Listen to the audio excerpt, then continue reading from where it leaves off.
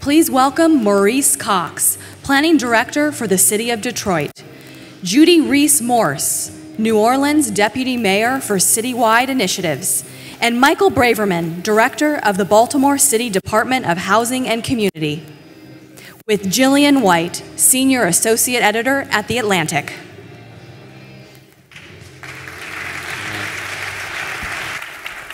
Hello, everyone.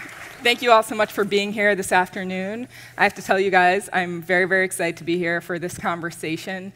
As a reporter who covers issues of housing and affordability and economics, blight is one of those issues that allows me to ask a lot of interrelated questions and to tackle a lot of things all at once. And we're going to get to do that with this expert panel. Before we get into questions for the panel, we actually have a short video that we want to show you from a group that could not be with us. They are from Mobile, Alabama, and they are using Instagram actually to tackle some of their blight issues. So we're going to roll that for you now.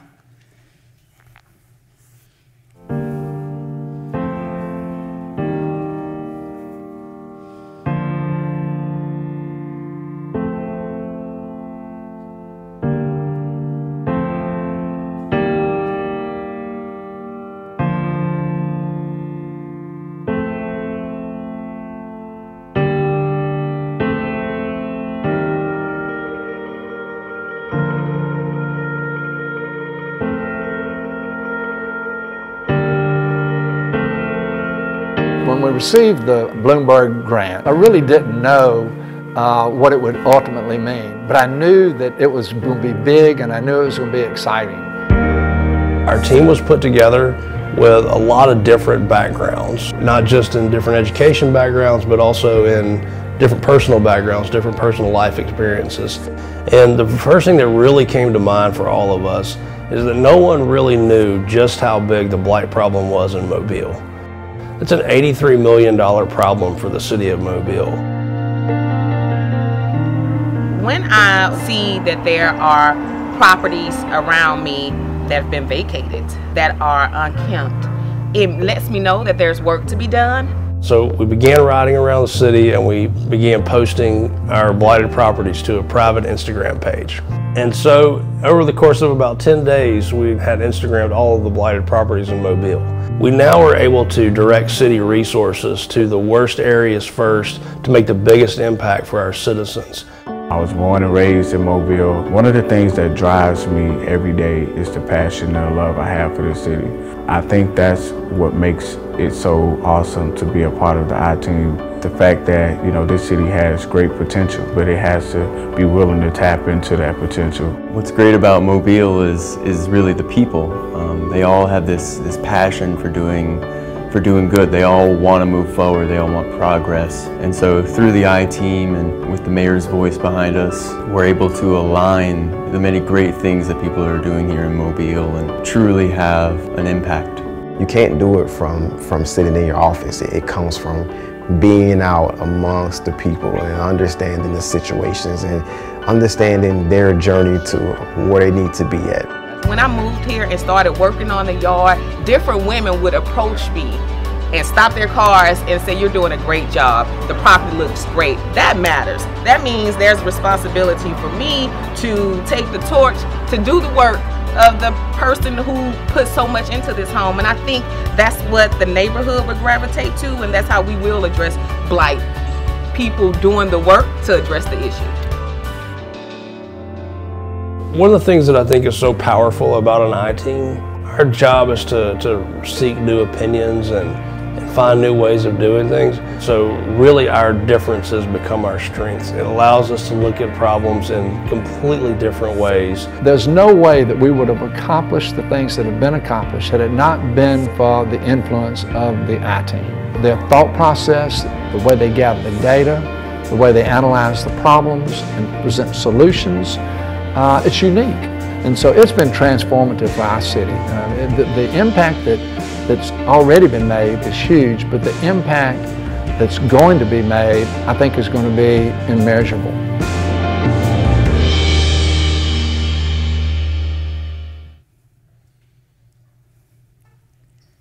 Hello, panel.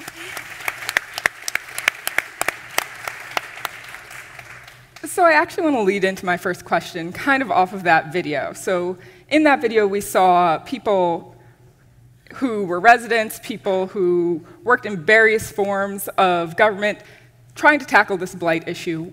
Maurice, I want to start with you. How do we think about blight as an issue that's more than just some unsightly houses, some damage to property value in certain areas? What does it mean to the larger community and to a city's health? Well, I think you could tell from the video that there are people who feel very passionately about their neighborhood. They care for their properties. So for me, blight simply represents structures that are not cared for, or vacant lots that are not cared for. No one has the responsibility for their upkeep. And so if you can get structures in the hands of people who will care for them, you can minimize blight. And what the city of Detroit has done is focused on blight removal in the areas that are most populated. So there's a connection between people who care for their neighborhood and their intolerance of properties that are not cared for. If you can remove those properties, you can begin to see progress in terms of neighborhood perception, in terms of property values. So our strategy since Mayor Duggan has been elected is to focus the blight removal in the most populated areas of the city first, and then expand out from there. Judy, we talked about this a little bit, but I've written pieces, my colleagues have written pieces that essentially say, here are some cities that have affordability problems or have homelessness problems, and yet at the same time they're saying there are all these vacant properties. There are homes, apartments, entire buildings sitting unoccupied. Kind of the duh answer seems to be, well, just move all these people who need affordable housing or need housing in general into these empty properties. And yet that doesn't seem to be a solution that is viable, or at least not immediately viable. Can you talk to me about why it's so difficult to bridge what seems to be an easy solution? It is very, very difficult to do that oftentimes, because oftentimes we don't always focus on the bridge. So you can have a very effective blight remediation strategy, and you can have a very effective affordable housing initiative. But if there's no bridge to connect those two areas, and by the way, not just those two areas, but many other interrelated areas, all of the areas that make for a great quality of life in any city, you really need the essence and the core and the foundation to be able to do that. And what we have tried to do in New Orleans is to think about the bigger issue of equity and how equity applies in the city of New Orleans.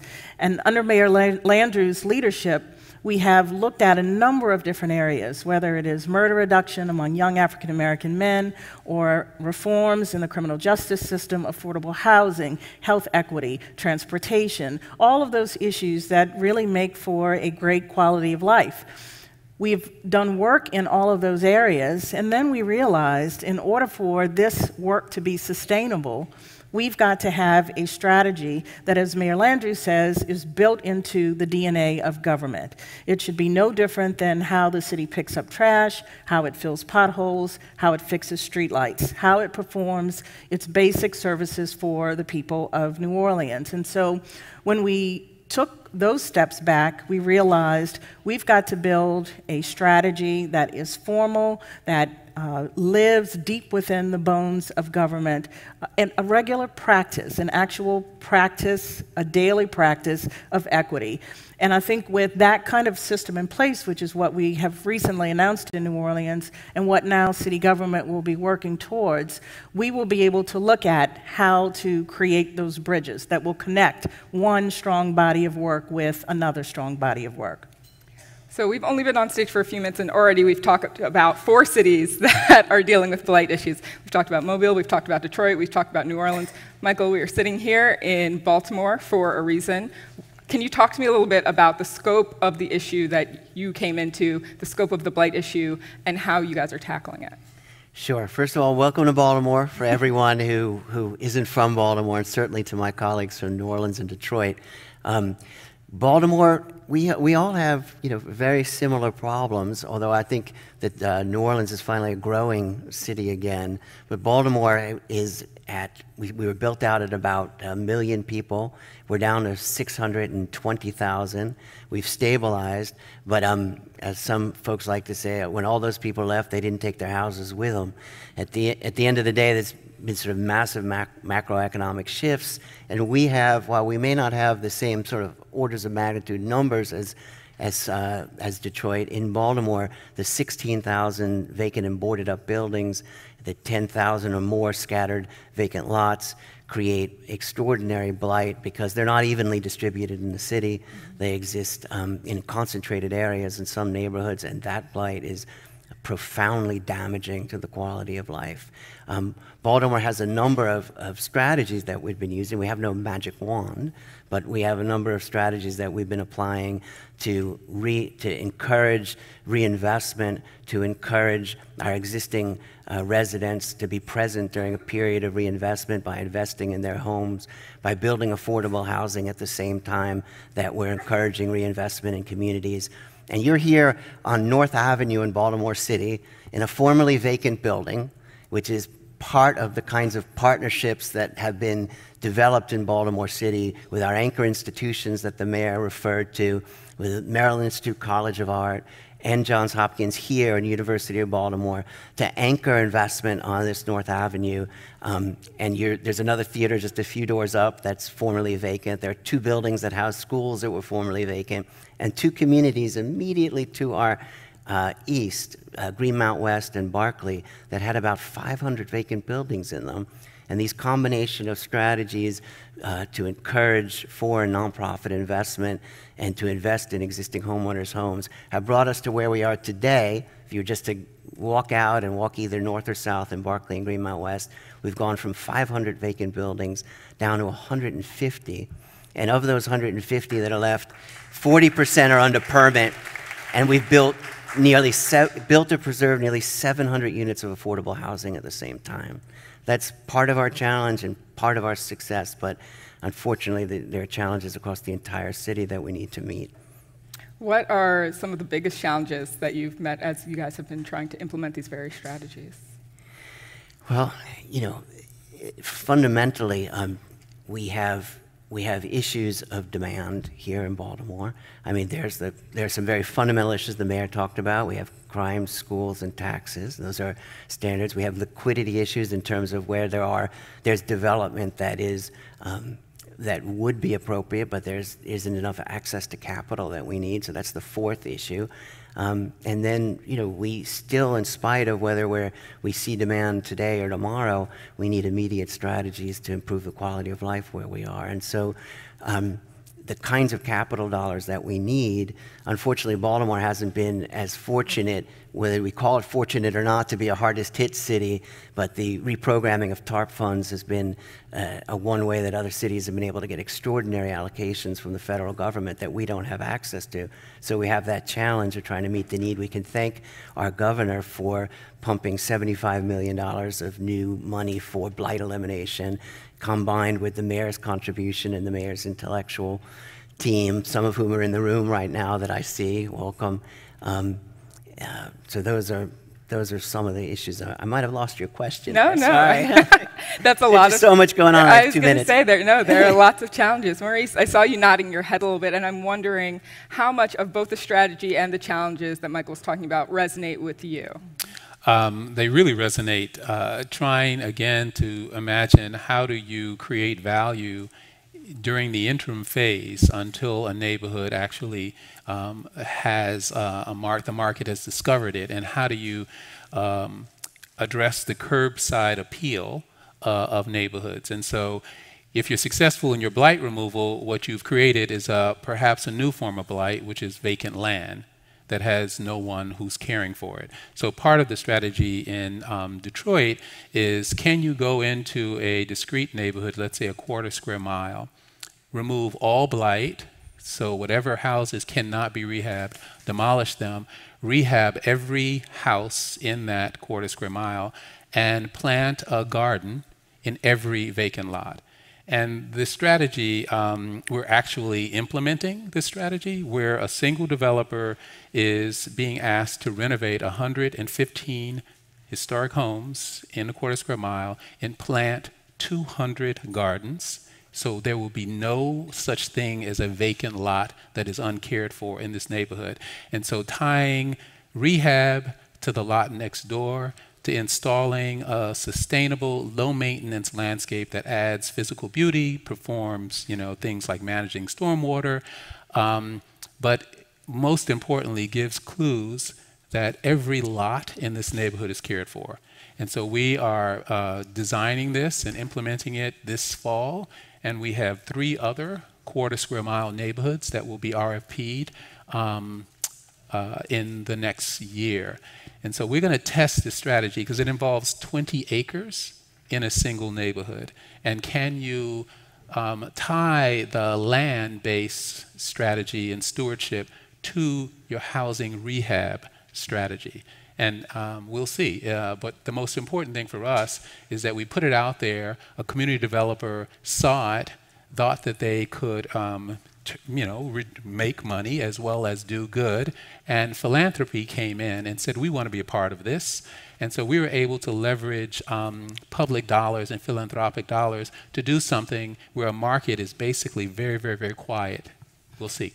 We were having conversation before we came out on stage to talk about the cities that we are in and the mayors of these cities. And you touched upon a couple of points that I think are really essential to this idea of how to make this happen in cities. I like to think about it in this way. How deep are cities willing to dive in order to practice equity? And we're talking about blight today. As I said, we could talk about any quality of life issue, but this idea of how do you paint the picture of the promise of what can be while you're still working your way through the details every day of the heavy lift of getting the work done. And I think it really does start with the leadership of the cities. We all have 3 very strong mayors that we represent in New Orleans. Mayor Landrieu made it very clear since 2010 that blight was going to be a priority issue. And so from 2010 to 2015, we have remediated 15,000 properties. We set a goal for ourselves that we would do 10,000, and we have exceeded that goal. And obviously, there are thousands of other properties that still have to be addressed in New Orleans. It's an ongoing effort. It's an ongoing process. But this idea of painting the picture that every neighborhood in the city can be a beautiful neighborhood. It can be a place that not only looks good, but has homes and provides housing and spaces for families to do well, for children to do well, for everyone to thrive. I think that really does start with the CEO of our city governments, and then from there, having an innovation team. My heart was so warmed when I saw the video. There's a young man, Andrew Weber, who's on the I-team in Mobile, who worked in the mayor's office in New Orleans. And so to watch his growth and now be a member of that I-team for us, the I-team was essential. It was crucial to our ability to take on 2 areas, murder reduction and customer service. And so the importance of having the resources that can then follow the vision that the leader of the city makes can then really lead to engaging the community so that everybody is on the same page and everybody believes that it is possible. I think it starts there, and then just the heavy lift of doing the work every day. Yeah. Michael, as we talk about resources, and Maurice touched on this a little, I don't think I've ever hosted or talked to a panel about economic revitalization where public-private partnerships did not come up. So can you talk to me a little bit about how you think about this kind of dual necessity to have both of these sides working on this issue? Sure. I mean, at the end of the day, Mayor Pugh talked a bit about the role of having the anchor institutions in Baltimore and how critical they were to talent and innovation. I can talk about the partnerships that we have, the public-private partnerships that we have, not just with our foreign nonprofit developers, but in addition with our anchor institutions. Right here, the strength that we're seeing here on North Avenue has a lot to do with the commitments of the Maryland Institute College of Art to move their graduate center here. It has a lot to do with the commitment of Johns Hopkins to lease space in the Center Theater. It has a commitment directly related to the president's offices in both those universities, and this isn't to underplay any other university. We're just talking about this space right here, to lend their intellectual capital, their teams, and their ability to reach out and get resources like even this building here. There's an international foundation that contributed significant money to turn the corner on the financing of this building, and a lot to do with the access from Johns Hopkins University. But it's not just the kinds of capital and intellectual resources, it's the research capacity of these universities as part of that partnership. So in order for us we make decisions on a daily basis. We use data not just to decide what policy, measure our interventions, but to make an informed decision on a daily basis. We need data. We need data presented in a visual format that could inform us, that could be transparent. And so Hopkins 21st Century Cities program partners with us and puts at our disposal research scientists that we could work in an organic relationship with. It's not about them trying to get our administrative data and throwing us a bone. It's about a really organic relationship about solving critical problems for Baltimore. Like, for instance, in Blight, we have excellent data on where all the vacant and boarded properties are, but that leads to sort of a discussion with our communities, because to a member of the community, an unoccupied property is a vacant property, so we would be looked at as undercounting the number of vacants. We also can't make as an informed decision as possible on the measure of our programs or what our interventions should be. So working with Johns Hopkins, they've provided us scientists, literally astrophysicists and sociologists who really know big data, to find a parcel-level proxy for unoccupied buildings by triangulating among utility data and water data, postal service data and our data. And that was my New York. Did anyone hear that come out, data? And this also speaks to the mayor's point. Both the mayor and myself came to Baltimore to go to school, and we were charmed by Charm City and never left. And so that's, all those are examples, of the kinds of partnerships that it takes to be successful. And all of the success that we have has really been tied to those partnerships, and those partnerships rooted in our communities. So our anchor institutions and our efforts all start with community engagement and stay at that level. Right. Before I get to my next question for the panel, I want to let you guys know that we do want to take a few questions. If you have a question, and while you are thinking, do make it succinct. There are runners right on the end, so if you could make your way to the aisles and line up, they can give you a mic when it's time for questions. Maurice, you have worked in 2 different cities on this issue. We've talked a little bit about how cities are at different stages when it comes to blight remediation.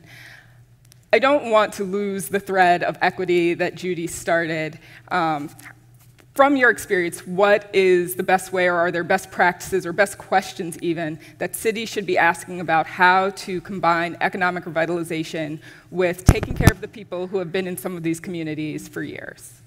Well, it certainly starts with a commitment on the part of the mayor for an equitable recovery. Mm-hmm. And I know Mayor Duggan has declared that there will be no public money in projects unless they have 20% affordable housing in them.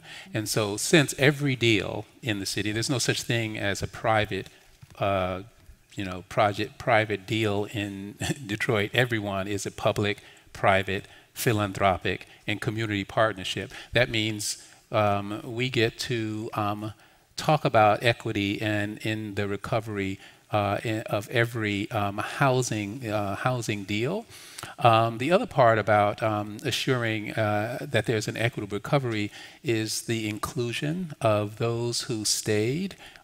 In Detroit, the 700,000 people who are there are the core. They are the hard Detroiters who will not leave. And so our job is to retain all of them in the recovery. And so when we have a conversation about what the future of a neighborhood looks like, it starts with an audience of people who have very long tenure in their neighborhood, and they know it best and can direct us as to how what equity looks like. So to make the case, there's 115 houses that will be renovated in this neighborhood that has about 600 households. They said, well, is this going to be all about private or home ownership, or is there going to be scales of affordable rental? And so at the end of the discussion, it turned out that this strategy is anchored by affordable rental. So folks who left the neighborhood have an opportunity to return to the neighborhood and be housed in affordable housing that is secured for the long term. And yes, there's a mixture of home ownership, but that's not the only part of the menu. That came as a result of consulting with the community, and they guided that process. All right, I think we want to take a couple of audience questions. Questions only. If you have a comment, that is what Twitter is for. So let's start right over there.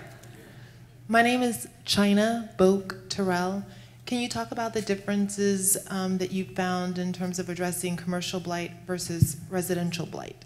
And how are the strategies more effective for one versus the other? That's a wonderful challenge, because I think first was stabilizing single-family ownership. And just to get scale, there were 40,000 single-family houses that were vacant in Detroit. And so for the commercial corridors, there are 300 miles of commercial corridor in Detroit. So how you go about understanding what parts of those corridors that have to be decommercialized, and then focusing your demolition on those, while at the same time inventing a new land use that will make those areas whole, versus focusing on the areas where you can create kind of a walkable main street, has a high concentration of historic buildings, and getting entrepreneurs and business owners back in that space. So after stabilizing the single family, we've now moved to those corridors and trying to focus on walkable, pedestrian-oriented districts that can house local entrepreneurs. All right, and I think we have time for one more.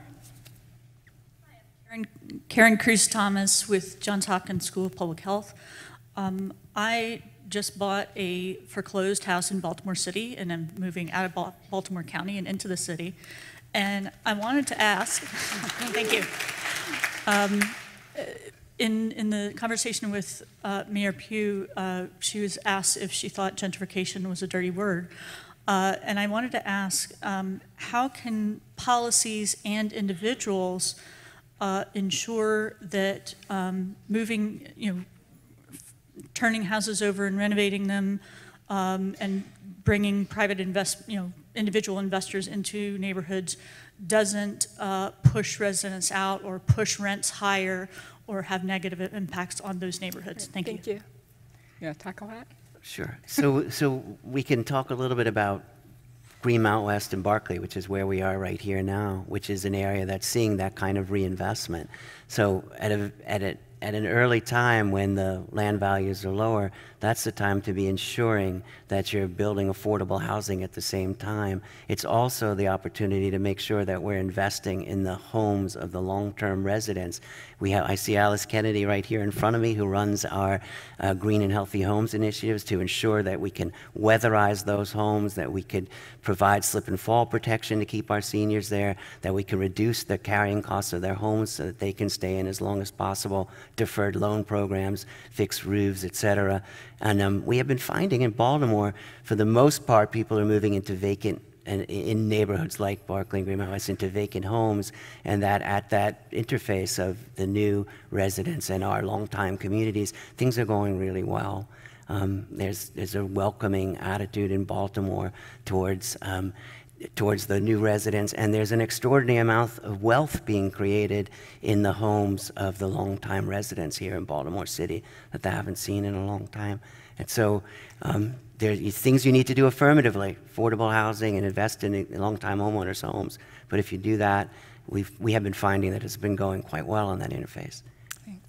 Everyone, please join me in thanking our panel.